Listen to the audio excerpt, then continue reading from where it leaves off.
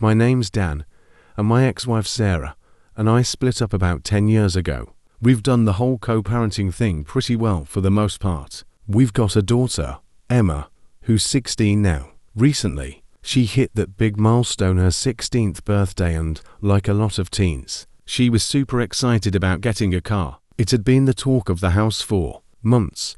She'd been learning to drive on my old car, and honestly, I was pretty proud of how well she was handling it. So, we talked it over, and Sarah and I agreed that I'd cover 60% of the cost, and she'd handle the rest. Sounds fair, right? I make a lot more than she does, and she was cool with it. I promised Emma I'd get her that car. The plan was set. 4 weeks. We were both looking forward to it. But then, just a week before her birthday, I hit a bump. I got a call from my ex. She sounded pissed, and I knew something was off. Don, what's going on? Emma's been asking me why you're not buying her the car anymore. You promised her. I tried to play it off cool. Look, it's just some stuff came up. Unexpected expenses. I can't do it this month. It's gonna take a little longer. I'll figure it out. I had no explanation for why I couldn't come through with the car. Honestly, it was a weak excuse. I'd made a promise, and now I couldn't deliver. But I wasn't about to face Emma just yet, so I made Sarah break the news to her. Emma took it surprisingly well at first. She didn't throw a fit, didn't make a scene. She tried to be understanding, but I could see the disappointment in her eyes. We had talked about this car for months, and now I had to tell her it wasn't happening. That crushed me more than I cared to admit, but I thought things would blow over. She'd be upset, sure, but she'd get over it. Then the real bombshell hit. Emma had been spending weekends with me, alternating weeks with Sarah, and when she came back the following weekend, I noticed something was off. She wasn't talking to me the same way anymore. There was tension. One afternoon, she dropped the bombshell. I was sitting in the kitchen, grabbing some lunch, when she walked in. She didn't look angry, just disappointed. Dad, I'm not going to your place this weekend. I stopped mid-bite, surprised. Why not? Everything okay? She stared at me, like she was debating how to say it. Then, she hit me with it. I found out the real reason you couldn't buy me the car. I felt a cold chill run down my spine. She knew something.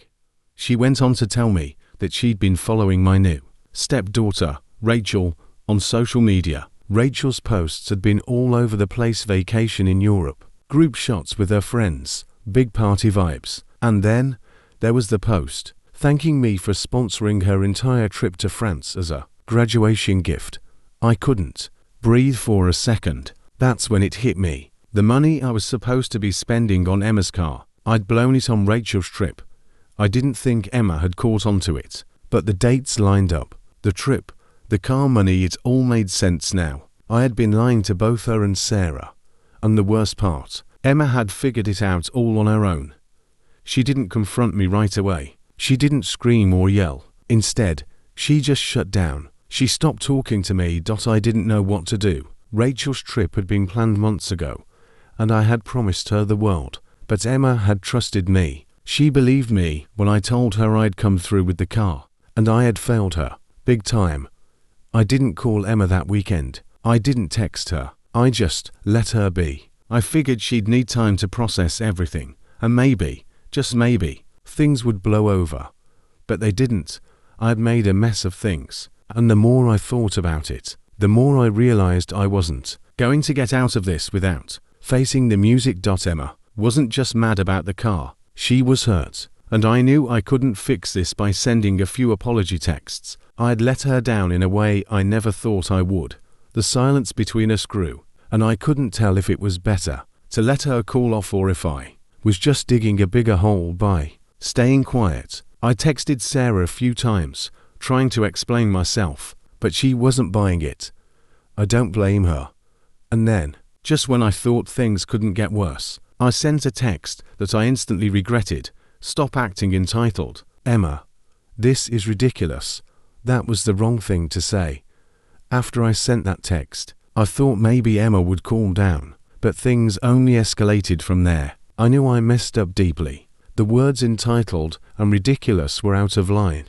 but I was trying to make excuses, trying to justify my actions, and I ended up making everything worse. The next day, Sarah called me again. She wasn't angry, just exhausted. Dan, you need to fix this. I've never seen Emma this hurt. You've got to stop making excuses and start acting like a parent. I hated hearing that. I knew she was right. I wasn't acting like a parent. I was acting like someone who was trying to protect his own ego instead of owning up to his. But I still couldn't bring myself to do what I knew I needed to do, apologize. But then came the final straw. Few days later, Emma finally reached out to me. I knew it was coming, but when I saw her name on my phone screen, I froze. I picked up. Dad, we need to talk. I took a deep breath. This was it. Okay, what's on your mind? I know you've been trying to fix this with Sarah, but it's not about her. It's about me. I'm hurt. Dad, you lied to me. You promised me a car 4 months, and then you just blew it. And then I found out why. Her voice cracked, and I could feel the pain in every word. I didn't know what to say. I wanted to apologize, but I didn't know how to make it right. I kept thinking about Rachel's trip, and I felt guilty as hell, but I didn't know how to come clean without sounding like I was just trying to cover myself. I'm sorry, Emma. I know I messed up, I said, but it felt weak, like I was just going through the motions. I didn't mean for any of this to happen. Then why didn't you tell me the truth? She snapped. Why didn't you just say that you couldn't afford it instead of lying? I could have handled the truth, but you didn't trust me enough to be honest. She was right. I hadn't trusted her. I had thought she'd be too upset, too disappointed, and that it would destroy our relationship.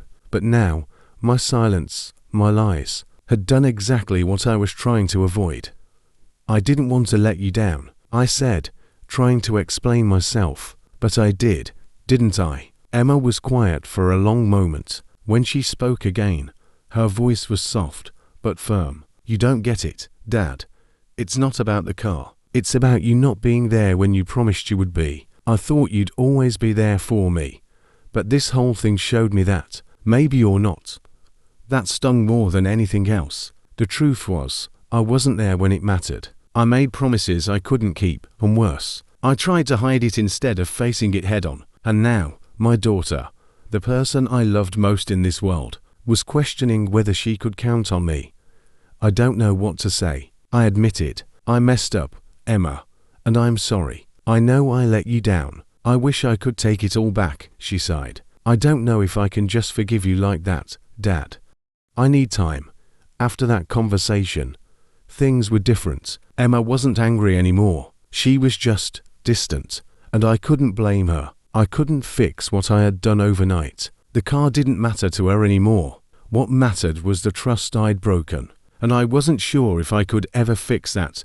I tried to talk to Sarah again. This time, I wasn't just looking for someone to back me up. I needed advice. I needed to know how to make things right. Don, you need to stop feeling sorry for yourself, she said bluntly. If you want to fix this, you have to be patient. Let Emma process it on her own terms. She's not a kid anymore. She needs to decide if she's ready to forgive you. But you can't rush her, and you have to show her that you're truly sorry, not just with words, but with actions. I wasn't sure I could get Emma back to where we were, but I had to try. I started showing up, not just for Emma, but for her. I had to show her that I was committed to fixing this, no matter how long it took. I wasn't just apologizing anymore. I was proving that I would be there when it counted. It wasn't easy. Emma was still hurt. She wasn't ready to let go of the betrayal she felt. But over time, we started talking more. Slowly, she began to open up again. We'd sit together, sometimes 4 hours, just talking about anything: life, school, her friends, the future. I didn't push the issue of the car anymore. I knew that wasn't what mattered. Then one day, after a long conversation about everything that had happened, Emma said something that surprised me. I think I'm ready to forgive you, Dad, but it's going to take some time, and I don't know if I can just forget it, but I can try. It wasn't perfect. It wasn't the happily ever after I had hoped for, but it was something. And right now, something was enough. I don't know if I'll ever fully make up for what I did. I'm still trying to prove myself to Emma, and I don't blame her for being cautious. But this whole experience has changed me. I've realized that promises aren't just words, they're commitments. And trust, once broken, doesn't come back easily. I'm doing my best to be the father I should have been all along, and maybe, someday, Emma will believe that. But right now, it's not about what I want, it's about what she needs. And if she needs more time, then I'll give it to her. But I'll be there every step of the way, waiting for the day she decides she can trust me again.